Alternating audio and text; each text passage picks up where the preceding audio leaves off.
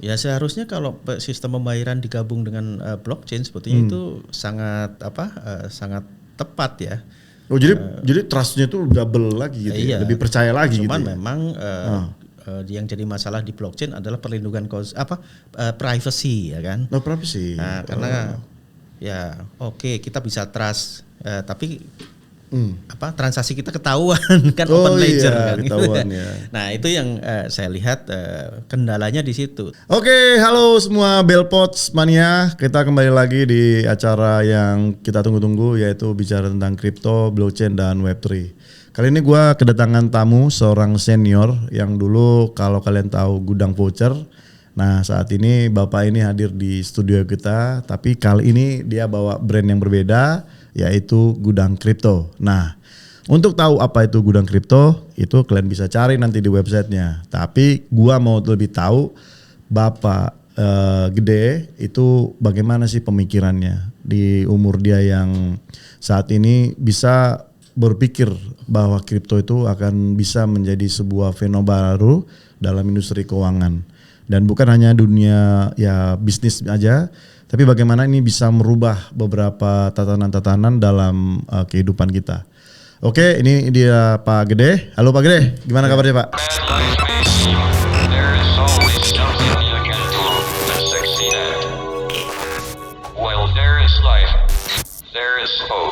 Baik, alhamdulillah. Alhamdulillah Pak ya. Iya, ini Pak Gede ini udah kita undang 4 kali, 5 kali, selalu sibuk dan ini prime time karena bisa ngubungin dia dan ngobrol langsung dengan Pak Gede. Halo Pak Gede. Halo. Ya Pak Gede, ini kalau kita ngelihat dari sejarahnya ini bagaimana Pak Gede bisa terjun ke dunia kripto ini Pak? Ya, saya sendiri background saya di teknis ya. Oh technical, oke. Saya programmer. Oke. Bekerja di salah satu penyelenggara penyelenggara jasa internet ya. Oh internet, oke. Abji. Ya salah satunya. Asosiasi Penyelenggara Jasa Internet. Salah satu internet provider yang pertama lah di Indonesia. Oke. Kemudian juga satu grup company dengan perusahaan yang menyediakan aplikasi perbankan. Core banking. Oke. Nah, awalnya dari sana, dari kenapa masuk ke industri keuangan. Saya dulu develop aplikasi internet banking, salah satu yang pertama dulu di Indonesia. Oh, internet banking yang pertama? Ya, tahun 2002 lah, 2001. Oke. Ya kan? Baru ada 3 aplikasi waktu itu. BCA, BI dan Bank Bumi Putra. Nah, Bank Bumi Putra itu yang Bapak develop. Oke. Nah, dari situ cikal bakalnya kenapa masuk ke payment, ya kan? Payment system. Ya, Gudang Voucher waktu itu seperti itu. Jadi belum ada regulasi, ya kan? Kemudian kita bangun semacam copycat-nya PayPal gitu ya. Oh iya, oke. Gitu, tapi untuk Indonesia. Nah, namanya Gudang Voucher gitu. Jadi isinya voucher, isinya wallet sebetulnya. Belum ada regulasi tentang uang elektronik dan sebagainya. Nah, cikal bakalnya di situ sebetulnya. Dari situ karena sebagian besar merchant atau partner itu adalah game publisher, ya kan? Oh, game publisher. Publisher, kemudian kita lihat ada perkembangan di bidang kripto, ya kan? Terus ada NFT, ada play to earn dan sebagainya. Para merchant ini atau game publisher ini ada tense untuk masuk ke play to earn kan itu. Oh, oke. Jadi dari fiat menuju ke yang digital. Karena dalam hal digital asset gitu kan. Para gamers ini udah mengenal dengan baik digital asset. Digital asset itu ya. Kan? Yang di dalam game itu kan in-game currency sebetulnya kan gitu. Atau in-game asset lah gitu. Kita asset, punya pedang, kita punya baju jirah. Itu kan itu dibeli dari in-game currency. Di situ ada ekonomi, mikroekonomi di dalamnya. Nah, dari situlah saya melihat ada potensi, ada irisan lah ya dengan payment ya kan. Nah, karena kan mereka kan harus beli diamond ya. Dan diamond itu kan konversinya dari ya di Indonesia rupiah. Kalau gitu kita ya. bisa analogikan ya diamond itu ya salah satu koin. Kripto ya. Walaupun tidak dibangun di dalam blockchain kan itu ya. Tapi ya itu adalah aset. Ya kan, token itu ya token ya. Token. Gitu. Kira-kira begitu. Berarti konsepnya sebenarnya sama ya, diamond sama token sebenarnya sama, cuman bedanya si token memang ada dia berbasis blockchainnya ya, teknologinya memang ada gitu ya. Ya sama. Jadi kalau misalkan diamond itu begitu orang mendapatkan sesuatu dari dapat diamond, ya sebetulnya itu bisa di exchange kan, bisa ditukar ya antar user juga. Nah itulah konsep blockchain yang kita kenal sebetulnya yang utility ya seperti itu. Oke. Gitu. Oke, berarti kalau untuk yang saat ini Bapak melihat bahwa utility dari si blockchain itu lebih ke arah pertukaran di dalam game itu bisa terjadi juga. Bisa terjadi. Ya? Itu. Dan itu di dalam network ya, tidak bisa dirubah di admin atau gimana gitu ya? Ya nggak bisa seharusnya. Harus user itu sendiri yang merubahnya kan? Ya tapi kalau misalkan secara konvensional itu masih bisa dirubah oleh admin ya kan, bisa masih bisa dihack tanda kutip kan gitu. Kalau udah masuk ke blockchain kan sudah open kan itu ya. Sudah open ya. Berapa capsnya dan sebagainya kan udah ada itu. Jadi itu bedanya ya antara tapi mengarah ke sana, dan saya masih yakin bahwa para game publisher ini masih punya semangat untuk mereka membuat game ini menggunakan token kripto ya. Menggunakan kripto daripada in-game currency yang sekarang mereka gunakan gitu. Oke. Tapi kalau Bapak ngelihat dari sisi teknologinya sendiri Pak, ini kan Bapak programmer ya, programmer dari awal, apalagi udah buat bangun inilah ya internet banking di awal gitu ya. Yang gua tahu dulu Elon Musk itu kan bangun X.com Pak.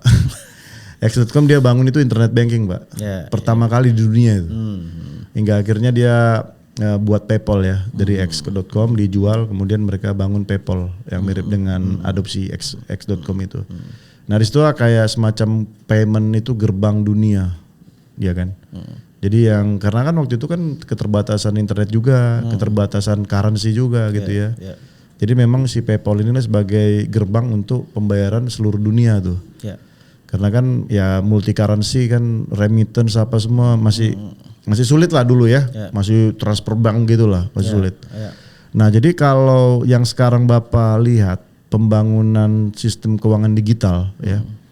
Itu beda jauh nggak Pak ya? Kalau misalkan dengan model yang dulu dengan mungkin model Bitcoin gitu ya, yang kita kirim antar negara menggunakan Bitcoin, walaupun nanti akan dikonversi ke fiat. Ini teknologinya gimana Bapak lihatnya? Ya kalau secara teknologi sih cukup mature dan sama lah kurang lebih gitu kan. Kan sebetulnya kalau kita lihat pembayaran itu bukan masalah teknologi atau setiap orang mungkin bisa melakukannya, bisa mendevelopnya. Tapi yang penting kan sebetulnya proteksinya. Kan sebetulnya sistem pembayaran itu satu trust ya. Oh trust ya, oke. Kalau nggak dipercaya mau secanggih apapun sistemnya ya nggak akan kepake gitu. Iya kan. Yang kedua ya regulated. Yang pertama kali ya harus regulated kan itu. Perlindungan konsumen sebetulnya. Artinya itu disahkan oleh negara gitu. Disahkan oleh negara. Ya kan? Tapi pertama kali memang trust, kalau kita lihat PayPal dan sebagainya itu sebetulnya kalau di cross border ya boleh dibilang tidak regulated. Iya, tidak regulated sebenarnya kan? Iya, betul. Tapi trustnya ya. Trustnya ada, maka dipakai lah oleh orang untuk Kan saat itu juga bukan hanya PayPal kan? Ada beberapa yang lain kan? Ada banyak kan? Nah, which is ya PayPal yang trust. Iya, orang merasa nyaman pakai itu, merasa trusted, tidak ada banyak masalah. Ya walaupun ada banyak masalah juga, tapi kan case by case-nya nggak serumit yang lain lah ya. Gitu. Tapi kalau Bapak compare sama misalkan dengan teknologi blockchain sekarang, kira-kira level trust-nya itu lebih tinggian mana sih Pak? Ya seharusnya kalau sistem pembayaran digabung dengan blockchain sebetulnya itu sangat tepat ya. Oh jadi trustnya itu double lagi gitu, lebih percaya lagi. Cuman gitu. Memang yang jadi masalah di blockchain adalah perlindungan privacy ya kan? Privacy. Nah, karena ya kita bisa trust, tapi transaksi kita ketahuan kan, open ledger kan. Ketahuan, ya. Nah itu yang saya lihat kendalanya di situ. Termasuk ya sekarang ini Bank Indonesia sedang membuat CBDC kan, Central Bank Digital Currency. Itu salah satu isunya adalah nanti privacy. Wah, transaksinya bisa ketahuan ke sana kemari kan. Gitu. Iya. Nah, itu salah satunya. Gimana caranya supaya melindungi itu? Nah, itu. Oke, Monero, Pak. Di ban juga ya. Monero aja malah di ban ya. Nah, kira-kira gitu kan. Iya. Berarti dari satu sisi jadi kayak semacam dualisme, Pak ya. Satu sisi kita butuh transparansi. Tapi satu sisi kita butuh privasi ya kan. Satu sisi kita butuh traceable, bisa di-trace. Tapi satu sisi masa iya transaksi gue di-trace dari A ke B gitu kan, uang ini kemana-mana. Tapi kalau dari sisi kita secara apa kan, oh iyalah harusnya kan itu kan uang itu sebenarnya aset juga gitu. Masa iya misalkan serinya bisa berubah-berubah, berarti ada dong uang ganda gitu kan. Harusnya misalkan saat ini gue pegang seri 117, ya ini gue beli barang, kemudian dipindah-pindah, gue kan harus tahu benar nggak serinya itu masih ada kan gitu ya. Dan itu kan sebenarnya konsep di digital currency itu kan itu di solve gitu. Aset itu tidak boleh ganda ya kan. Ya betul. Ya itu problem dunia lah gitu ya, tentang aset yang dimiliki oleh bank sentral gitu. Iya, aset dimiliki bank sentral. Gitu. Iya, apakah benar? Ya mereka kan nyetak uang kan. Iya. kan dan gitu kita nggak tahu juga. Kita nggak tahu. Kapan diedarkan, kapan mereka cetak. Ya berapa jumlahnya. Berapa jumlahnya kita nggak tahu juga, Pak. Semua negara punya masalah di situ. Nah, itu makanya ada ketidaktrust ya kan dengan sistem perbankan dengan tidak bisa dipercaya, ya kan perbankan dengan bank sentral kan gitu. Tapi ya itu challenge-nya bank sentral, gimana caranya supaya itu masyarakat tidak tetap percaya ya kan. Di samping itu juga accountability-nya juga harus ada ya gitu. Jadi open juga gitu kan. Berapa yang beredar, berapa yang sirkulasi ya kan. Oke. Oke Pak, kalau itu kan kita bicara makroekonomi ya, makroekonomi. Nah kalau kita bicara di mikronya nih, mikroekonomi artinya ya payment yang nilainya retail lah, yang kecil gitu ya. Kalau misalkan ini kita semua solve menggunakan jaringan blockchain nih Pak. Katakan kalau di blockchain kan Bitcoinnya kan ada Lightning Network ya kan, itu kan pengirimannya instan gitu kan, walaupun off chain. Ini kira-kira bisa nggak sih Pak pembayaran masih menggunakan kripto ini? Atau sama sekali nggak bisa menurut Bapak? Ya salah satu kelemahan blockchain kan walaupun itu sudah ada yang cepat, tapi tetap itu ada proses lah yang lebih lambat daripada kalau misalkan kita menggunakan konvensional. Kalau kita bicara tentang 1-2 transaksi per detik ya tetap kalau sampai jutaan itu ya memang blockchain kalah ya. Blockchain kalah ya kan, karena itu ada enkripsi di sana, proses yang rumit. Kriptografi lah ya, kriptografi yang rumit ya, dan makanya dibilang juga blok. Jadi dia harus lompat dari blok 1 blok 2 gitu. Ya, itu challenge-nya. Memang dari sisi performance harus ada pertumbuhan lah gitu supaya bisa diterima di sistem pembayarannya yang sebetulnya ya kompleks sekali, transaksinya lebih banyak gitu ya. 3S lah Pak ya, speed, scalable, sama satu lagi security ya. Betul. Ini kan 3 hal yang bertolak belakang gitu Pak ya. Kalau mau speed ya lu harus lambat. Kalau lu speed, kalau mau security tinggi ya lu harus lambat, nggak bisa cepat. Kalau lu mau scalable, lu nggak bisa cepat, lu harus lambat. Kalau mau scalable ya lu nggak bisa terlalu secure, lu harus buka beberapa ini kan gitu Pak ya. Nah tapi sebenarnya kan di Bitcoin ini kan men-solve yang 3 itu kan Pak. Bagaimana supaya dia cepat, secure, tapi bisa banyak. Ya tapi kalau kita masukkan ke blockchain itu ke sistem pembayaran, challenge-nya masih di situ. Jadi masih belum bisa menurut saya ya belum bisa memenuhi target lah ya. Misalkan nih 1 juta dalam 1 detik orang melakukan pembayaran bisa nggak? Ya kan? Kira-kira gitu. Iya kan? Iya. Berarti challenge-nya ada di sana sebenarnya ya. Oke, walaupun memang banyak blockchain yang menjanjikan bisa gitu ya Pak. Tapi kan pada akhirnya juga tipu-tipu juga. Ya kan. Oke Pak, jadi kalau misalkan nih sistem pembayaran tadi menggunakan kripto, kira-kira ya kita nggak bicara tentang scalability-nya lah, kita bicara mungkin masih fungsionalitasnya aja lah. Ini bisa nggak sih Pak diterapkan di Indonesia Pak? Kita bicara tentang regulasinya dulu karena regulasinya. Kripto itu dianggap sebagai aset, kan? Bukan sebagai currency kan itu. Karena memang di Indonesia atau di semua negara lah sih ya kan, secara resmi harus menggunakan mata uang masing-masing negara itu kan untuk bertransaksi. Jadi karena ini dianggap sebagai aset, maka aset itu harus dilikuidkan dulu. Harus dilikuidkan dulu, jadi mata uang ya. Mata uang dulu baru bisa ditransaksikan. Kan gitu. Sama seperti kita punya aset emas, tanah atau apa gitu ya. Walaupun kita bisa bertransaksi pakai emas gitu. Iya. Ya kan, tapi misalkan nih emas 5 kilo ganti rumah 3 miliar. Iya, kan bisa aja kan. Atau mobil ganti rumah kan bisa tapi aja. Itu ilegal. Ya kan untuk melakukan itu sampai saat ini walaupun mungkin nanti suatu saat bisa aja ya emas itu kan juga kalau kita lihat agama boleh juga untuk membuat transaksi gitu kan. Iya. Selama kita masih menerima harganya berapa, nilainya berapa sama kan? Iya. Tapi itu kan bukan retail. Kalau retail kalau itu kan sekian kilo emas kan gitu. Kalau kita bicara tentang saya mau bayar Rp10.000 tapi pakai emas gimana? Iya, gimana caranya? Iya. Ini sekarang ada emas digital. Sebetulnya transformasinya bisa sampai ke arah sana nanti. Saya punya emas digital nih, 1 kilo. Pak Bel mau beli Aqua itu berapa? 5.000. Ya udah saya ambil 0,00 sekian gram. Iya. Itu bisa, Pak? Bisa. Iya. Dan secara teori, secara teknik bisa, tapi secara regulasi sebetulnya nggak boleh. Gitu kan, belum boleh. Oke. Tapi akan mungkin nggak sih Pak seperti itu? Bisa terjadi nanti. Tapi sebetulnya tadi modalnya seharusnya sekarang secara regulasi itu harus dikonversi dulu. Ada sebetulnya masalah user experience saja.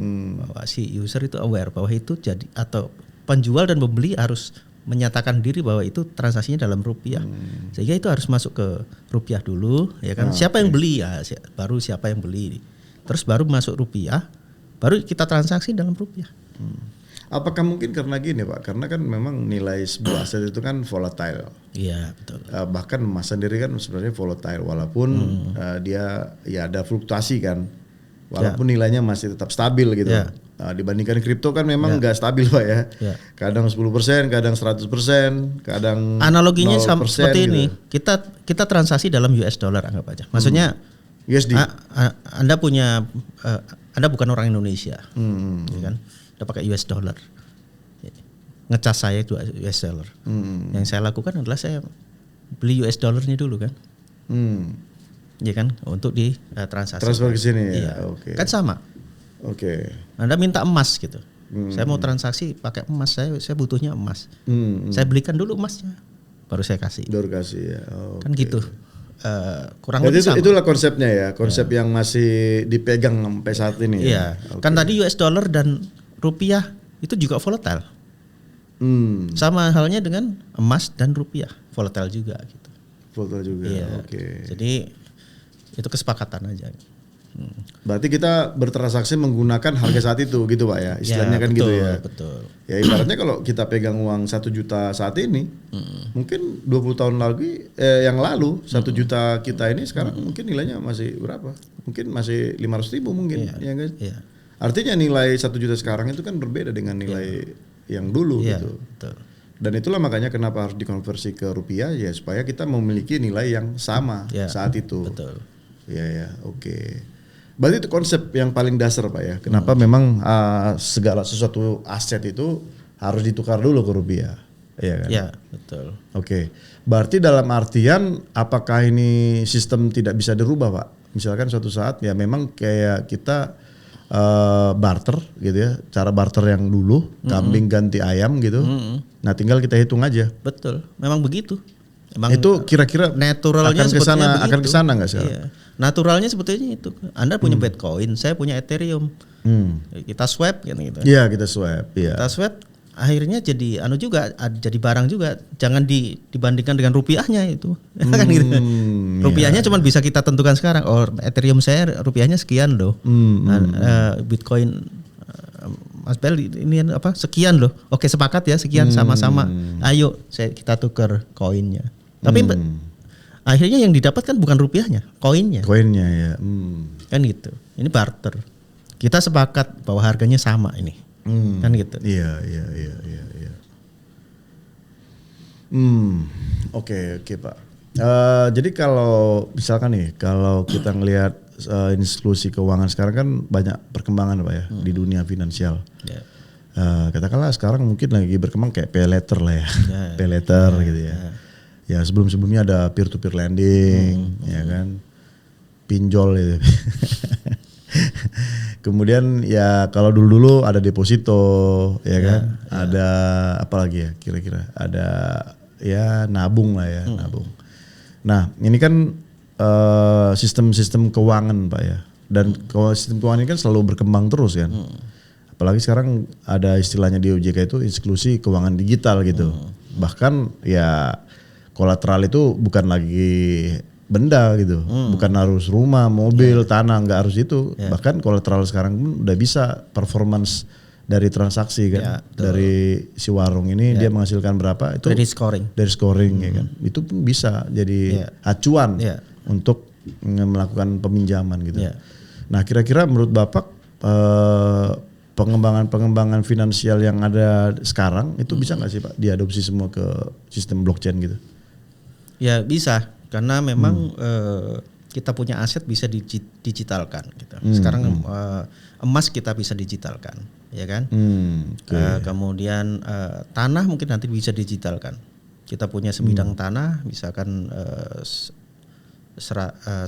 1 hektar lah misalnya. 1 hektar itu masih mungkin bisa dipecah-pecah jadi sampai 1 meter persegi. Gitu. Oh gitu ya. Nah, jadi itu bisa dijaminkan. Jadi saya nyewa misalkan hanya 10 meter, bisa nggak ya? Iya ya. Ini agak lucu. Mari kita punya tanah, misalkan 100 meter persegi.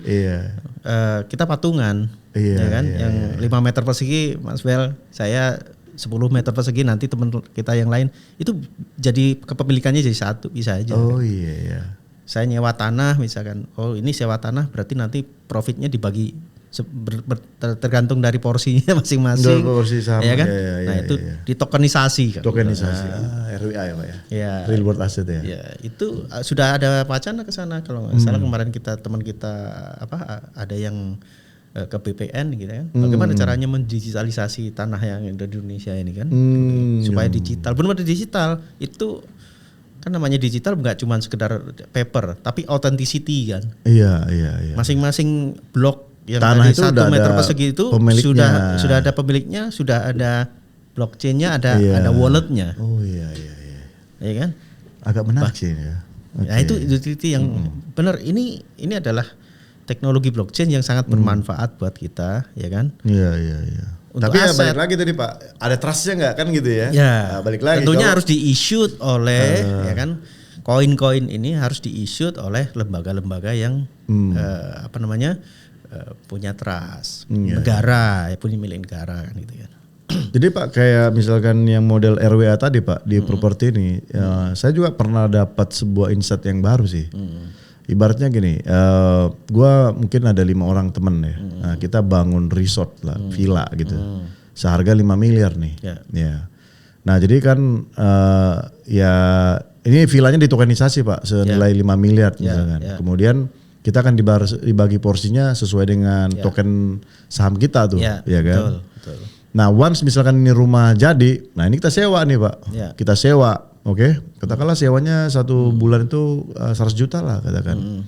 Nah 100 juta, nah si penyewa itu dia akan beli dengan menggunakan koin tadi, koin yang di awal tadi, yang di create pertama. Nah akhirnya sewa tadi tuh ya dalam bentuk koin, ya 100 juta dia tadi, tiap bulan dia bayar dalam bentuk koin tuh. Nah bedanya apa yang konvensional sama ini? Kalau yang konvensional itu cuma catatan biasa. Kalau ini ada authenticity-nya. Koin tadi dalam bentuk token kan, dalam bentuk alamat blockchain kan. Alamat blockchain. Dan bisa real time ini Pak, share Pak. Ya. Jadi nggak perlu harus nunggu setahun dulu ya kan. Ya. Ribet kan? Ya. Ribet banget. Ini kan udah jelas. Oh 100 juta. Oke, porsi koinmu berapa? Udah tinggal transfer langsung ke walletnya masing-masing. Ya. Setiap bulan. Ya. Dia langsung return kan, return investasinya dia kan. Ya. Ini kan idenya kan gila Pak. Itulah. Cuman balik lagi regulasi bisa nggak kan? Ya, kan gini, yang diregulasi memang oleh OJK nantinya ya, itu adalah token issuer. Use case ini nanti akan diuji ya kan, nanti dari Pak Bupati sudah mau ke OJK kan. Ini masuk ke regulatory sandbox ya kan. Setiap kali use case ini akan diuji di OJK apakah ini bisa ya kan diimplementasikan ya kan, aman, kemudian perlindungan konsumennya ada ya kan. Yang tanggung jawab siapa kan itu ya. Dan ada kemungkinan juga pelanggaran ini Pak, hukum Pak. Which is kan negara kita, mungkin nggak hanya negara kita ya, negara dunia lain pun kalau misalkan warga negara asing memiliki kepemilikan benda yang ada di negara orang lain, itu kan tidak diperbolehkan kan. Tapi kan dengan tokenisasi kan bisa aja, karena Bapak kan beli koinnya, bukan beli tanahnya. Betul. Nah ini apakah bisa menjadi pertimbangan gitu? Ya, salah satu poin yang oleh pemerintah itu harus diregulasi adalah satu tadi ya kan, perlindungan konsumen ya kan. Yang kedua sebetulnya masalah APBT, anti pencucian uang dan pendanaan terorisme. Karena kalau dalam hal ini token-token yang digital ini bagaimana caranya memilikinya, nah itu harus diregulasi ya kan. Kalau kita mau jual beli aset itu ya harus tahu siapa yang memiliki aset itu, ya kan, punyanya siapa. Sebetulnya namanya KYC kan. Tapi kan sistem keuangan model lama Pak. Ya itu bukan masalah lama dan barunya, tapi memang itu adalah aturan baku di setiap transaksi keuangan ya kan, transaksi aset. Kan kita akan punya aset, ya kan? Akan punya aset itu kan harus tercatat. Harus tercatat.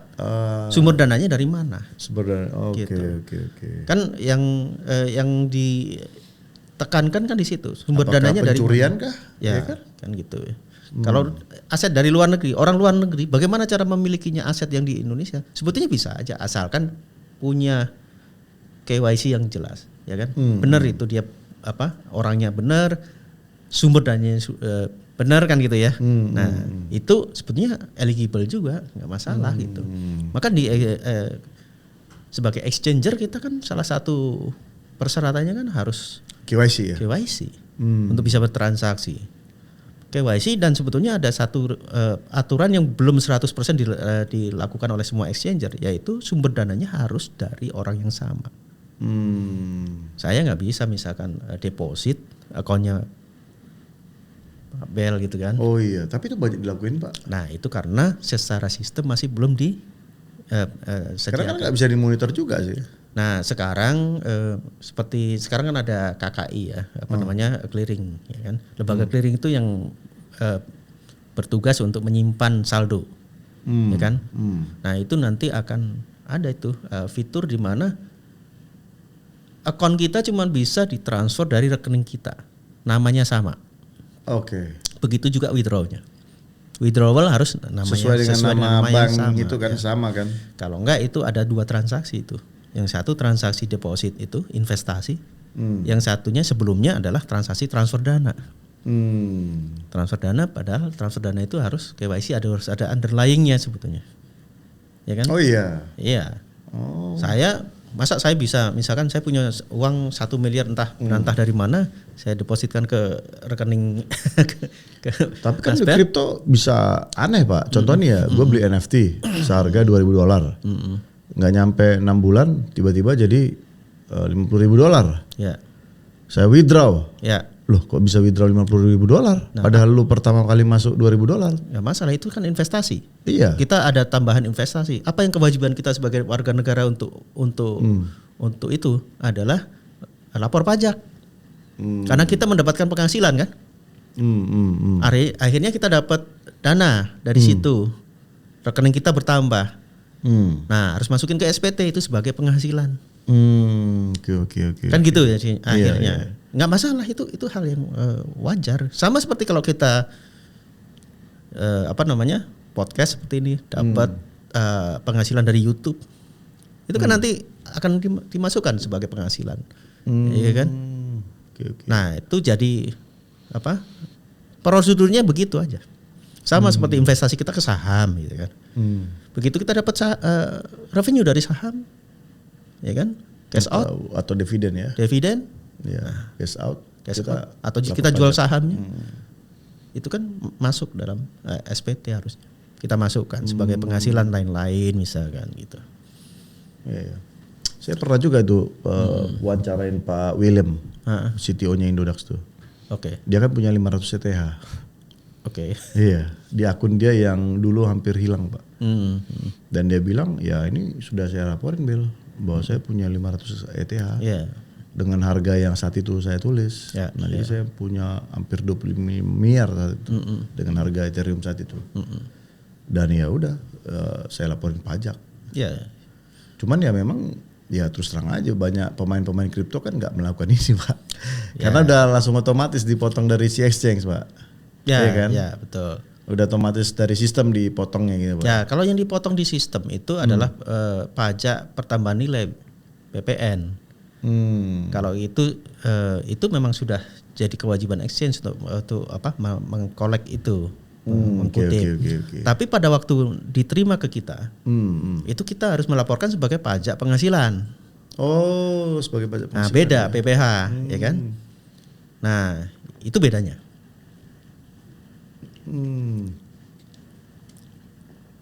Karena di exchange ada Di exchange itu pajaknya adalah pajak jual beli, ya kan? Siapa yang beli? Kita punya berarti barang. Taker maker ya? Hah? Taker maker. Ya, taker maker.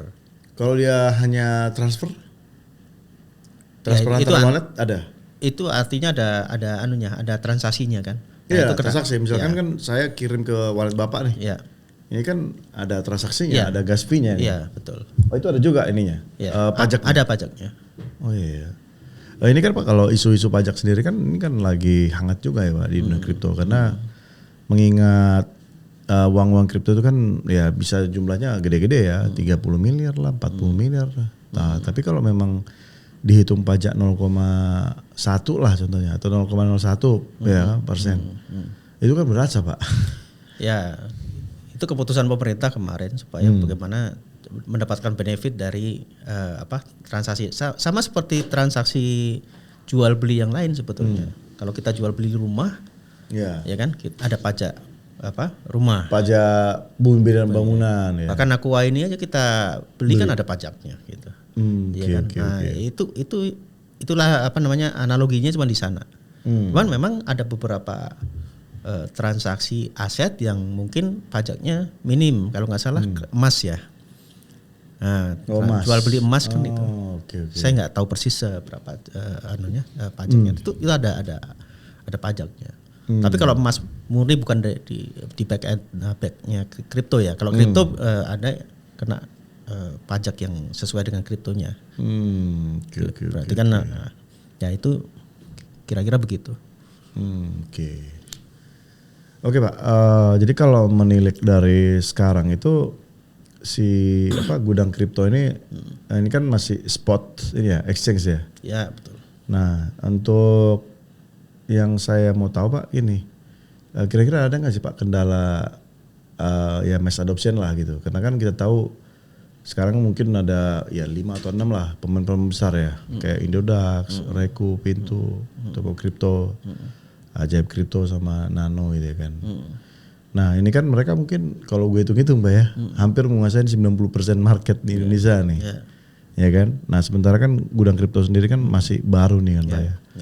Nah kira-kira Bapak punya tantangan sendiri nggak sih Pak? Bagaimana menjadi nomor 6 aja dah, nomor 6 TVL tergede misalkan di Indonesia itu. Kira Pak ada nggak Pak strategi khususnya? Ya tentu ada untuk arah ke sana, karena kita kan baru berdiri lah gitu ya. memang kita bahu-membahu dengan gudang voucher ya, supaya bagaimana caranya kita punya use case yang unik gitu ya, sehingga masyarakat itu menggunakan layanan kita ini karena namanya exchanger ini kayak kita jualan warung gitu. Sama-sama jual telur. Sama jual telur ya. Terus tapi ada telur yang laku, ada yang enggak ya. Mungkin kita coba cari telur ayam kampung yang merah. Yang merah ya. Yang omega Pak, omega ya. Omega gitu. Iya. Yang mereka enggak punya kan, gitu kan. Ada hal-hal yang khusus yang mungkin ya udah adanya di gudang kripto gitu kan. Unique selling point ya. Unique selling point. Nah, kita berusaha untuk mengarah ke sana karena kita sadar bahwa kita memang newcomer di kripto kan gitu ya. Walaupun di sistem pembayaran sudah cukup lama ya. Nah, kita arahkan juga user-user kita yang yang lama itu untuk bisa mengenal kripto juga. Nah, itu fungsi edukasi di kita juga kita highlight gitu kan. Ya kan? Gimana orang investasi, main game sambil investasi gitu misalkan gitu kan. Ya kan? Investasi juga yang gimana caranya supaya dia enggak punya duit 100.000 investasi 100.000 juga di situ volatile lagi kan gitu kan. Nah, gitu kira-kira. Punya 100 investasi 100. Mampus lah udah itu. Besok enggak makan. Ya gitu. Edukasi itulah. Oke, Pak Gede, kan sekarang lagi banyak fenomena ini Pak di dunia perkriptoan dan per-blockchainan. Nah, di mana saat ini banyak akun-akun Instagram tuh Pak, yang exchange tidak resmi, itu pada di blok-blok semua nih Pak.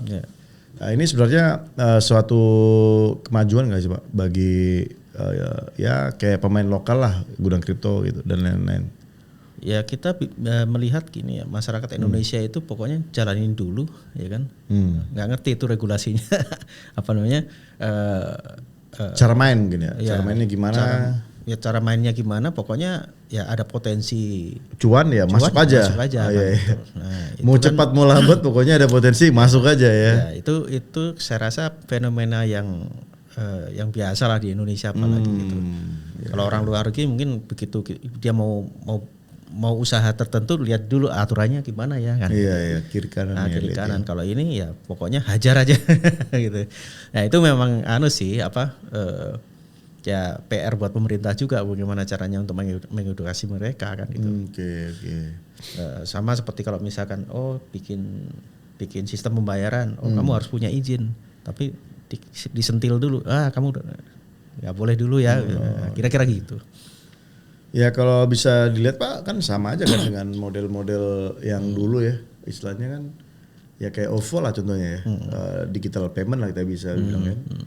Pada awal-awal kan juga banyak orang nggak memakai kan, cuman karena di force gitu ya. Contoh kita harus keluar masuk harus pakai OVO walaupun bayar Rp1 dulu di mall-mall itu, artinya kan jadi mass adoption gitu kan. Jadi kayak dipaksa kita untuk menggunakan, artinya semua orang menggunakan gitu. Nah kalau di kripto sendiri bisa nggak sih Pak kayak penekanan mass adoption gitu? Saya pemaksaan ya karena kan gini, karena kan si exchange ini sendiri baik itu exchange-nya maupun yang punya token itu kan semua lewat Bapepti Pak ya. Kayak si token-token itu kan atau koin itu kan harus lewat APH ya. Nah artinya kan sudah ada kurasi Pak di situ nih. Nah kira-kira perlu apa lagi Pak untuk ya supaya ini bisa diadopsi massal gitu loh dari kriptonya gitu. Kalau kita lihat contoh tadi OVO dan lain-lain itu kan itu strateginya kan bakar duit nih ya kan. Jadi dia memang strateginya begitu supaya memperkenalkan. Artinya ya itu ada cost dan benefitnya kan gitu. Tentunya kalau dalam hal kripto juga begitu. Kalau memang pemilik issuer token atau koin itu ingin supaya use case-nya dikenal oleh masyarakat, ya caranya seperti kalau mau menggunakan cara itu juga bisa. Tapi tentunya itu ya cukup costly kalau menurut saya ya. Jadi itu tergantung pilihan ya. Kalau mau begitu juga bisa. Tapi saya yakin masih banyak cara lah selain dengan dengan insentif yang jor-joran kan gitu ya.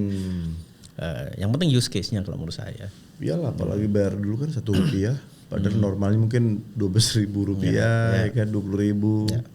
Bayar Rp1, terlalu jauh sih ya bakar duitnya. Tapi akhirnya kan memang sukses juga kan, istilahnya ya mereka udah 60 juta user juga gitu. Ya, kalau sukses dan enggaknya tergantung definisi investor lah. Gitu. Apakah mereka sudah exit kan gitu ya, apa namanya? Dari investasi. Udah exit, kemudian tinggal bakar-bakar duit ya. Iya, karena sekarang ini juga sistem pembayaran seperti ya wallet ya kita juga, itu challenge-nya juga sama karena semua sudah universal. Jadi untuk melakukan strategi itu menurut saya sudah agak susah. Ya kan sekarang udah nggak ada lagi karena sudah masyarakat sudah mengenal lah gitu sistem pembayaran ini ya, semua sudah kris ya kan, udah nggak perlu ya itu challenge-nya di situ. Kalau untuk gudang kripto Pak sekarang kan kadang-kadang gue jadi nyamain kayak ini Pak, kayak ajaib gitu. Dia kan pertama dulu main di saham ya, saham itu.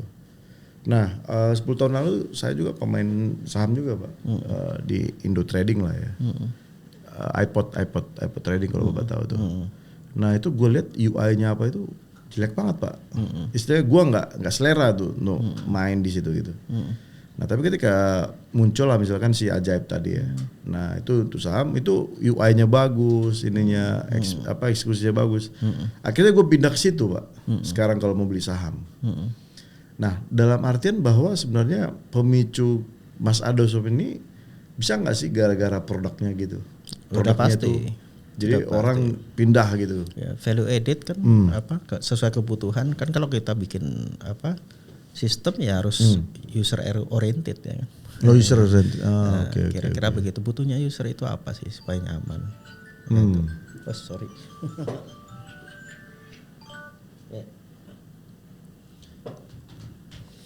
Ya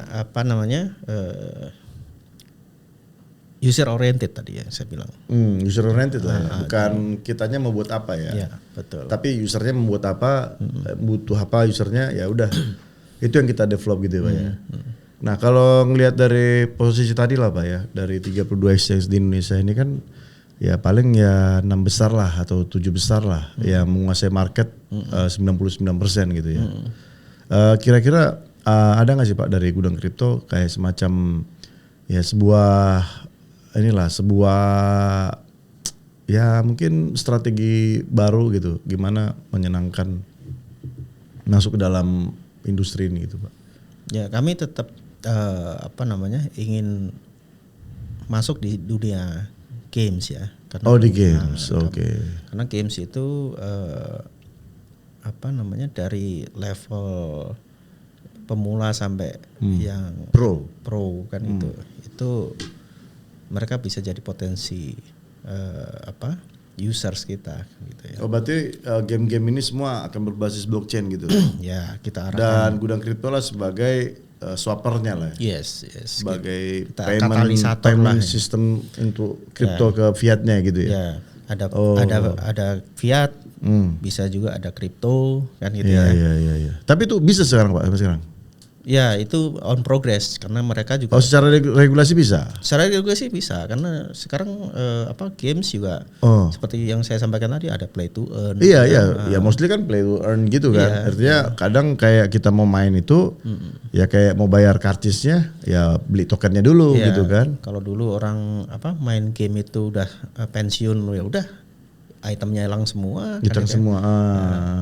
Sekarang ya bisa kan profesional gamers lah gitu. Sekarang kan zamannya seperti itu, e-sport dan sebagainya itu. Iya, e-sport ya. Nah, kita arahnya ke sana, masih tetap fokus di sana. Ya kan. Okay. Start dengan itu aja. Dan nanti setelah itu baru berkembang ke yang lain-lain seperti utility. Kita cari utility yang sesuai ya. Ya, seperti tadi misalkan kita kerjasama sama Pegadaian untuk isu token GIDR ya kan, yaitu gold yang backupnya gold 1:1. Nanti mungkin kita tokenisasi kolateral yang ada di Pegadaian gitu kan. Terus tadi seperti pertanahan ya kan. Kita. Nah, itu kan spesifik use case yang mungkin kita akan dorong untuk apa? Kan kita jadi katalisator aja. Ya. Motivator lah ya kan. Kita jadi konsultan lah buat para, karena secara regulasi kita kan nggak boleh punya token sendiri. Iya, nggak boleh ya. Iya kan? Iya. Nggak ada afiliasi dengan kita. Bisa sih Pak buat token sendiri, tapi Bapak yang danain. Sama-sama aja ya sebenarnya. By regulasi kan nggak boleh intinya. Ya kan nggak tahu Pak di belakang Pak. Siapa tahu misalkan nih Pak gede, oke, Bel lu punya token nggak? Nih gue biayain ya. Tapi nanti listing tempat gua kan bisa aja Pak. Ya kan. Itu rahasia umum lah. Tapi secara regulasi ya asalkan nggak boleh gitu kan. Padahal kan sebenarnya bisa juga di utility Pak ya. Misalkan ya fee withdraw 0 gitu ya. Sebenarnya kan bisa juga sebagai adopsi juga ya. Cuman kan kadang-kadang kan memang karena ini kan bisa dipermainkan ya. Istilahnya yang dipermainkan itu ya yang punya exchange pemainkan harganya. Jadi mungkin ditolak kali. Iya kan. Oke Pak, selanjutnya gini Pak. Sekarang ini kalau boleh tahu berapa sih Pak range misalkan para developer lah. Developer itu yang punya token untuk listing di exchange Indonesia itu ada nggak sih Pak kayak VV gitu Pak? Waktu itu masih tren untuk ada di cas ya. Kalau kami nggak ada cas tuh, ya kan rata-rata ya. Tergantung. Sekarang udah mostly nggak ada cas gitu. Tapi ada beberapa ya kan yang tergantung kira-kira potensial partner seperti apa, exclusivity dan sebagainya kan, karena kita jadi konsultan kan ya, menyiapkan semua dokumen kan itu, paling itu aja sebenarnya untuk diajukan ke Bapepti kan. Tapi kalau misalkan kita lihat itu strategic partner ya kita bisa live lah gitu kan. With no fee. Ya. Oh iya ya.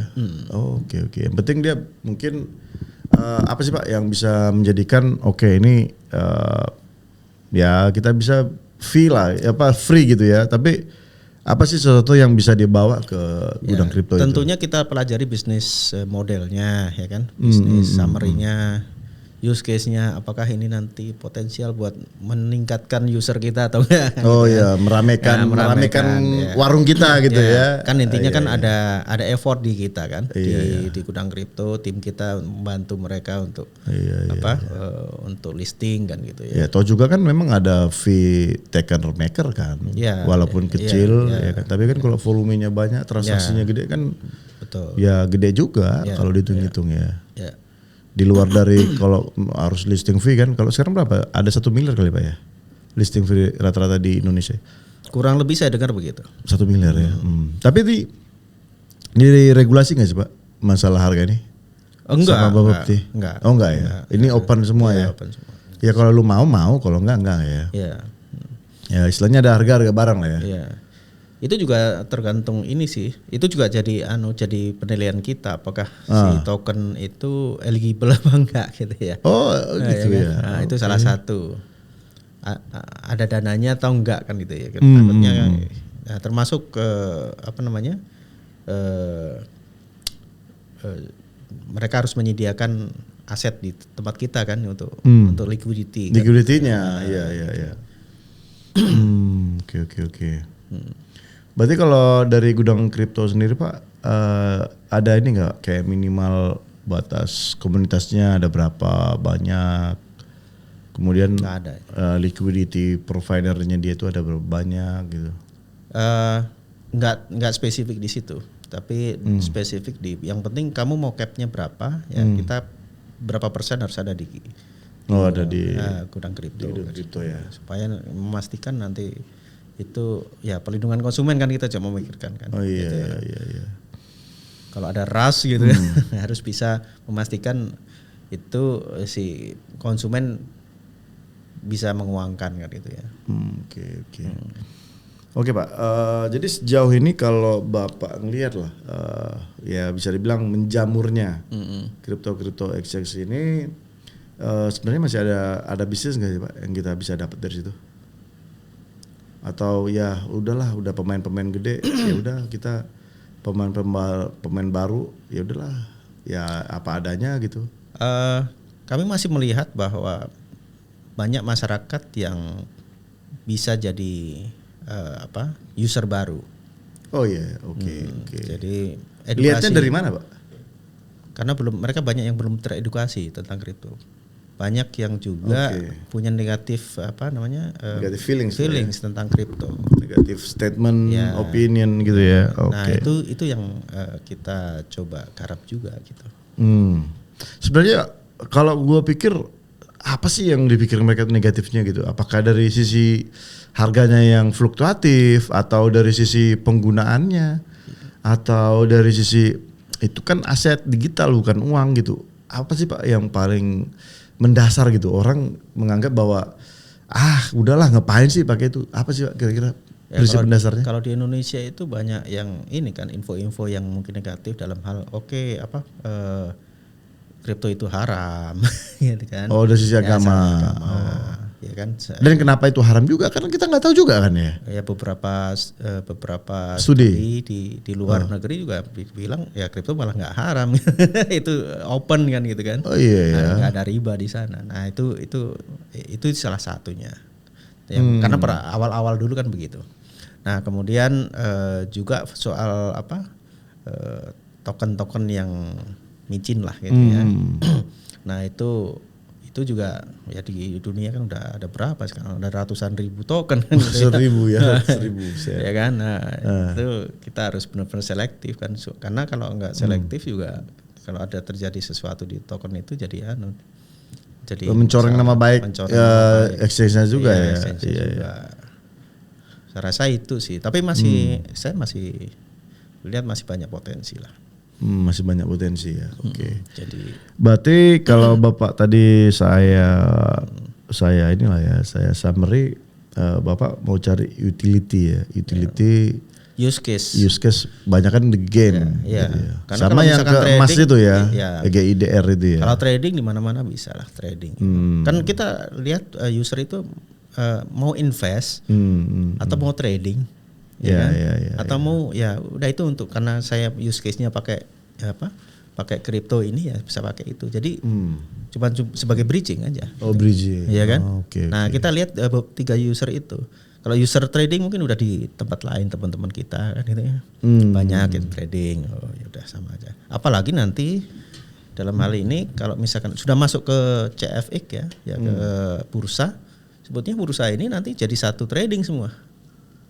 Iya kan? Oh ya? Iya. Jadi masalah harga gimana? Masalah harga sudah cross antar exchanger. Idealnya satu harga? Satu harga. Mungkin Pak. Workbooknya yang ada di Indodax, di Toko Kripto dan sebagainya jadi satu di exchanger. Oh jadi ya? Di CFX itu? Yes. Kita ada API ke sana. Wih, aneh banget ya kayaknya ya. Seperti Bursa Efek Indonesia. Kita sebagai sekuritasnya aja. Tradingnya ada di sana. Itu idealnya dan ini sedang dibangun. Tapi agak lucu sih Pak kayak gitu Pak. Kayak di saham itu kan ada RDN kan? Ya. Kalau RDN clearingnya, sebagai fungsi clearingnya itu tadi RDN itu rekening dana nasabah kan? Iya. Itu nggak dipegang sama itu Pak? Enggak, memang ini nggak dipegang sama platform. Saat ini tidak dipegang sama platform. Dengan adanya bursa dengan adanya clearing, lembaga clearing KKI sekarang. Terus dari mana duitnya nanti Pak? Sekarang nih free listing nggak ada. Kenapa begitu? Off taker nilainya kecil, pajaknya tinggi. Kemudian duit nasabah juga nggak kita pegang. Terus nasabah yang beli aset juga nggak kita pegang asetnya, dipegang sama custodian. Nah, ngapain bangun exchange? Duitnya dari mana? Sementara kalian harus menyiapkan 100 miliar dalam bentuk harta. Aduh. Ya itu Pak, challenge Gimana, Pak? Ya, sekarang Bapak sudah tahu ya gitu. Kan? Perkembangannya seperti itu, tapi ya kita belum tahu nanti perkembangannya di OJK seperti apa. Ya kan? Iya. Aturannya seperti apa? Apakah sama seperti aturan yang sekarang ini terjadi ya kan? Gulung tikar lah Pak. Mau apa lagi coba? Memang harus ada inovasi baru sih ya. Itu. Karena ya gua lihat sih dulu kayak ya kita kan juga dulu gua awal-awal masuk 2018 gitu ya. Jadi ya pertama gue kenal sih memang Indodax gitu ya. Tapi ya seiring dengan waktu gue lihat lagi nih beberapa pemain-pemain baru kan kayak Toko Kripto dulu ya kan. kemudian Reku, ya kan. Malah yang terbaru itu waktu itu kayak Pintu lah ya, Pintu buat konsep baru dia Pak, tidak ada order book gitu, jadi instan buy semua misalnya instan sell gitu. Nah kemudian ya muncul lagi lah kayak Bapak kan gudang kripto, kemudian ada digital exchange dan lain-lain. Nah artinya kan mereka ini muncul ya membawa inovasi baru. Bagaimana dengan inovasi baru membuat user jadi kayak ini kayaknya ini ya nyaman ya, atau ini cepat ya, ini kayaknya gue suka ya. Nah kira-kira dari gudang kripto ada nggak Pak kayak ya membuat hal seperti itu gitu? Kenapa gue harus pakai gudang kripto? Kenapa sih gitu? Ada? Ya, ada tadi salah satunya tadi use case khusus ya yang use case khusus. Jadi lebih ke arah main di use case-nya. Yes, karena kita nggak bisa ini kita jadi kasir aja gitu. Ya jadi kasir. Kalau enggak ya kan. Gitu. Ya memang challenge-nya seperti itu. Semua sama apakah di kripto, sistem pembayaran semua sama. Sekarang challenge-nya orang semua udah pakai kris ya kan. Iya. Ngapain saya transfer wallet ke kamu kan gitu kira-kira. Nah, sama kan gitu. Apalagi ya ada 100 lebih kalau di perbankan ya, ada 100 lebih lembaga pembayaran bank dan non bank gitu. Kalau di kripto masih cuma 25. Iya, ada 100 Pak ya. Nah, ini ada 100. Kenapa gue harus pakai ini? Gue pakai ini. Ya, bagaimana caranya ya itu strategi itu yang akan kita bangun gitu kan. Sistem juga begitu. Bagaimana caranya kalau di sistem pembayaran ada white labeling atau account linking. Nah, ini mungkin kita juga akan melakukan itu. Karena sekarang tren banyak orang yang melakukan mendevelop super apps kan gitu. Super apps saya bisa ini. Tapi dilarang Pak, saya dengar Pak. Apa tuh? Dilarang menggunakan white label tadi. Kan dulu pernah tuh kayak Bapak tahu Peluang dulu ya, Peluang. Ya. Nah itu dulu kan dia pakai Zipmax Pak. Ya. Untuk jual beli kriptonya dan dilarang kan. Ya nanti kita arahkan, kita nggak tahu sekarang ya kan. Sekarang mungkin dilarang. Mungkin kita siapkan dulu platformnya. Okay. Kita juga sedang melakukan sandboxing dengan OJK mengenai ini ya kan. Karena kan pada prinsipnya sekarang kan ya sebenarnya kan permintaannya kan dari mereka kan. Bagaimana aset ini kan memang harus ditukar dulu ke rupiah. Iya. Ya sebenarnya tanpa rupiah juga kan sebenarnya kita tukar aset bisa aja kan. Pairnya jelas. Iya. Misalkan BTC ke BNB, BTC ke ETH ada, ETH ke BNB ada. Ngapain gua harus pakai ke rupiah dulu kan? Ya itu tadi sebetulnya aset itu kan dijual, ada yang beli. Ya kan, saya punya BTC. Ya kan, pada saat saya mau beli ETH, kan BTC-nya saya harus dijual dulu secara flow. Iya, harus dijual dulu. Siapa yang beli? Nah, kan gitu kan. Market dapatnya rupiah. Nah, rupiahnya di mana? Terus nanti habis rupiah baru dibelikan lagi ke ETH. Oh gitu. Kan gitu. Oh gitu modelnya. Enggak langsung sup gitu enggak ya? Ya, idealnya seperti itu. Jadi secara flow itu harus dilakukan seperti itu. Secara flow-nya ya. Iya. Oke. Walaupun itu swap itu ya swap aja. Tapi ya sebenarnya swap aja bisa kan ya tanpa ada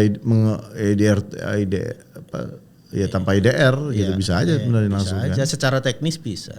Secara regulasi nah itu tidak memungkinkan karena itu harus dijual. Siapa yang beli ya kan? Artinya secara accounting lah gitu ya. Secara accounting nggak bisa begitu gitu. Jadi saya ingat Pak, kayak kita bisnis di Indonesia Pak. Ini contoh ada produk dari luar negeri, kita bawa ke Indonesia.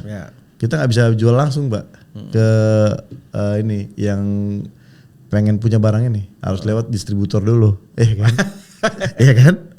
Dan distributor juga nggak bisa langsung jual Pak ke last user, harus lewat dulu SI. Ya kan, sistem integratornya dulu. Jadi mungkin itu yang membuat ya mungkin supaya bagi-bagi makanan kali Pak ya. Jadi ya ini sama, misalkan BTC ke ETH ya harus jual dulu BTC-nya ke IDR, IDR-nya beli ETH-nya, baru ETH-nya ditransfer. Prosesnya rumit jadinya. Dan itu pada waktu jual beli juga harus tadi orangnya yang sama kan. Iya harus orang yang sama, nggak boleh beda. Nggak boleh beda. Oke. Oke Pak, terakhir nih Pak, kalau dari sisi Bapak ngelihat, nah ini kan sekarang kita udah ada 32 exchange nih Pak di Indonesia.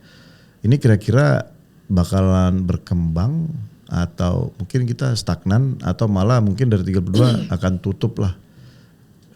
Ya mungkin kan Bapepti sama OJK akan lebih ketat OJK nih menurut saya ya. Karena kalau yang saya dengar-dengar itu Pak, misalkan lu waktu itu peer to peer lending nih. Itu dia harus deposit sekitar 25 miliar tuh Pak. Dalam bentuk uang tuh Pak. Yeah. Bukan ngitung kayak sekarang kan 100 miliar dalam bentuk harta ya. Misalnya Bapak punya tanah, punya gedung, punya apa semua dihitung dalam bentuk aset kan. Nah tapi kalau yang saya dengar itu kayak OJK sendiri kalau misalkan waktu itu peer to peer lending 25 miliar. Itu memang uang 25 miliar itu harus ada di store gitu. Nah bisa jadi gak Pak nanti di kripto ini katanya 100 miliar. Ya harus disiapin nih duitnya 100 miliar, bisa nggak kayak gitu? Mungkin saya revisi ya, karena yang 100 miliar itu harus dalam bentuk cash, dalam bentuk saldo di bank. Nggak, oh gitu? Ya, jadi nggak boleh dalam? Nggak. Oh iya, ya. Oh itu sekarang itu? Iya sekarang begitu, kecuali dalam bentuk kripto nggak masalah. Jadi yang itu yang sisanya 80 miliar, karena 100 miliar itu di store. Ya, yang bisa yang bisa dioperasikan 20 miliar, yang 80 miliar harus dalam bentuk aset. Asetnya itu dalam bentuk aset kripto maupun aset fiat. Fiat. Itu regulasinya. Itu regulasinya ya. Oh berarti bukan itu tanah bangunan enggak ya? Enggak. Oh berarti dia dalam bentuk aset kriptonya. Ya. Ataupun dalam bentuk uang fiatnya ya, 100 miliar betul, ya? Betul. Karena itu harus liquid kan. Oke. Harus liquid ya. Itu kan perlindungan konsumennya di situ. Oke. Kalau aturan di OJK nantinya seperti apa, kita nggak tahu sebetulnya. Iya kalau saya pribadi. Di lock gimana Pak? Di lock? Dananya di lock? Dananya sekarang dilaporkan. Ini kan masih dilaporin kan? Dilaporkan. Nah kalau di lock? Kalau di lock juga sebetulnya nggak masalah juga. Tapi kan kita kan sekarang ini ada fleksibilitas, itu dana bisa dalam bentuk kripto. Ya kan? Kalau kripto ya mungkin bisa aja nanti di lock di koinnya di di walletnya bisa. Di walletnya di lock ya. Oke. Nah karena memang itu kan dana pihak ketiga juga kan. Misalnya saya beli gitu ya, itu kan dana pihak ketiga kan. Iya nggak sih? Yang mana dimaksud? Misalkan kayak di exchange sendiri kan dia sebagai platform kan, di tengah kan, platform untuk menghubungkan buyer sama seller kan. Nah jadi kalau misalkan nih saya beli aset gitu, kan saya beli pakai fiat, kemudian saya terima fiatnya kan, saya terima digital asetnya kan. Nah jadi sebenarnya kan duit ini kan ya bisa aja mengendap di platform kan, kalau saya nggak withdraw, iya nggak sih? Nah, jadi kan dalam artian di sini kan dari harta yang di lock dari si exchange itu sebenarnya ya dasarnya kan, Ya itu adalah asetnya. Itu adalah asetnya ya. Asetnya yang di ekuivalen ke dalam rupiah 80 miliar gitu kira-kira gitu. Oke. Kan gitu. Tapi udah jalan semua nggak sih Pak? Karena saya dengar ada juga beberapa exchange yang nggak memenuhin ini. Ya kan gini, semua exchanger sekarang masih statusnya CPFAK. Calon. Ya semua calon. Nah seharusnya exchanger yang tidak bisa memenuhi persyaratan itu ya akhirnya akan dicabut. Harusnya harusnya dicabut, tidak qualified kan itu. Saya rasa itu. Iya. Tapi itu udah ada ini nggak? Ada pemberitaan nggak, wacana ke sana nggak, arah sana? Sekarang kan udah bulan berapa? Bulan Juli ya? Ya seharusnya di akhir bulan ini sudah harus ada keputusan semua yang CPFAK jadi PFAK. Nah kemarin kita juga udah fit and proper test, salah satu persyaratannya kan itu ya. Udah fit. Terus jadi member CFX. Gitu. Oke. Ya kan. Nah member bursa itu salah satu persyaratannya. Nah persyaratan itu harus dipenuhi dulu, setelah itu baru jadi PFAK. Mungkin tadi yang tidak eligible ya sudah jadi harusnya dari CPFAK sudah nggak jadi PFAK lagi gitu kan. Iya. Karena kan ya itu tadi kalau saya dengar OJK agak lebih ketat sih Pak dibandingkan Bapepti. Ya kalau menurut saya sih mengenai OJK dan Bapepti, saya pribadi sebetulnya kalau exchanger itu masih bisa diregulasi oleh Bapepti kalau misalnya. Oh masih bisa. Oh. Seharusnya seharusnya nggak harus PFAK itu exchanger itu ke mana ke OJK. Kenapa? Yang di OJK hanya token issuer aja. Oh token issuer. Ya token issuer itu harus diregulasi oleh OJK karena dia yang perlindungan konsumen sebagian besar ada di sana gitu. Kalau cuman sebagai exchanger kan tanggung jawabnya cuman sebagai perlindungan konsumen di sisi user kan dia. Iya user kan? Ya. Kan gitu. Perlindungan ke si platform nggak ada kan? Ya. Nah, kalau token issuer kan ya sama seperti kalau saham kan perusahaannya mau IPO kan gitu. Ini ICO. IPO dan ICO ini yang diregulate sama OJK kan gitu. Iya, itu yang regulate betul. Use case ya kan, use case-nya untuk isu token. Iya. Tapi kan kayak Bitcoin nggak ada foundernya, nggak ada, kantornya nggak ada. Itu jadi gray area jadi. Jadi gray area kan. Bagaimana menjustifikasi oleh OJK justifikasi bahwa Bitcoin itu ada Ethereum lah misalnya. Siapa foundernya, siapa ininya, utility-nya apa, ininya apa kan agak jauh berbeda Pak. Iya kan. Itu tapi kalau misalkan khusus misalkan token Indonesia kan memang sudah ada AHP kan Pak ya. AHP kan. Ya, pakai AHP. Itu juga sebetulnya kalau jujur itu jadi nggak fair juga. Nggak fair juga ya. Iya. Kita dikasih AHP terus Ethereum mana? Iya, benar juga sih. Utility-nya apa ya kan? Nah, itu dia. Iya sih. Saya cuman bisa menebak nanti begitu OJK itu mungkin yang sifatnya benar-benar blockchain mungkin dilanjutkan gitu. Tapi kalau yang misalkan stable coin itu mungkin akan di stop mungkin ya. Stable coin malah di stop. Kalau menurut saya begitu karena backnya kan nggak ada berdasarkan mata uang kan, fiatnya kan USDT, USDC ya. USDC. Terus harusnya langsung aja IDR Pak ya. CBDC. Ya CBDC. Nanti IDR itu aja langsung ya. Yang yang jadi stable coin satu-satunya mungkin satu-satunya ya. Logik sih Pak ya. Ya kan. Itu cuman kalau saya terima duit saya dari luar USDT nggak bisa ke Indonesia langsung Pak. Harus ke Binance dulu Pak. Salah juga ya. Salah juga. Ya itu dia dilemanya kalau udah cross border. Kita kan kalau kita transfer antar luar negeri biasanya USDT semua Pak. Jarang itu IDR pakai apa IDRX gitu kan. Apaan itu katanya kan nggak tahu. Oke, Pak Gede, kita udah 1 jam nih Pak. Ada nggak kira-kira Pak pesan terakhir buat ini anak-anak muda lah? Bagaimana sih cara pandang mereka terhadap kripto ini Pak? Iya, kripto adalah teknologi yang baru gitu. Jangan buat anak muda jangan ragu untuk mempelajari, ya kan? Insight-nya. Siapa tahu di situ teman-teman mendapatkan benefit, ya kan? Apakah itu dalam ilmu, use case, nggak selalu sebagai investasi ya. Kan tadi ada use case-nya, ya kan? Ada ide dari situ. Smart contract, ya kan? Wah, itu dipelajari lah gitu. Walaupun secara teknik mungkin nggak punya kemampuan, tapi semua sekarang serba bisa dipelajari lewat YouTube, ya kan? Open source ya kan. Nah itu supaya kita nggak tertinggal. Iya. Kan? Walaupun saya yakin Indonesia sebenarnya banyak talent yang mumpuni. Tapi itu jadi challenge buat teman-teman anak-anak muda ini yang banyak waktunya untuk ngoprek lah gitu ya istilahnya. Gitu kan. Zaman kita ngoprek Pak ya. Ngoprek gitu. Buka sana buka sini ya. Bahkan dulu waktu zaman Android kita root lah apalah dioprek terus gitu ya. Gitu. Artinya ya sama blockchain juga bisa dioprek gitu ya sama. Jadi nanti akan ada ide begitu lihat teknologinya, kita lihat teknologinya dulu, bukan currency-nya lah gitu, bukan investasi, teknologinya itu. Bagaimana nanti bisa kembang sana sini sana gitu ya. Karena nanti yang dilihat OJK itu, kamu bikin koin buat apa ini? Iya. Buat MLM. Gitu. Oke Pak Gede, bagaimana? Thank you datang ke Bellpots Pak ya.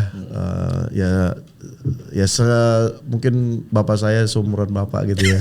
Tapi bapak udah bicara tentang Bitcoin, bicara blockchain, kripto, bahkan ownernya dari exchange. Bapak saya mungkin nggak tahu apa-apa tentang itu Pak.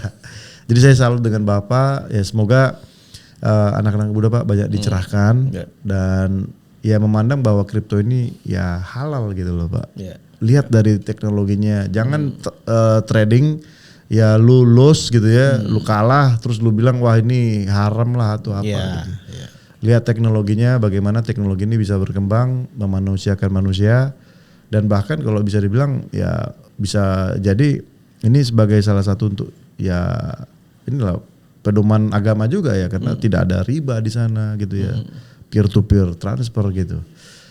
Oke teman-teman, sekian perbincangan kita hari ini dengan Pak Gede dari Gudang Kripto. Semoga teman-teman bisa mendapatkan ilham dari pembicaraan kita. Kita akan ketemu lagi di lain kesempatan yang berbeda dengan topik-topik yang lebih menarik. Oke, dah, say.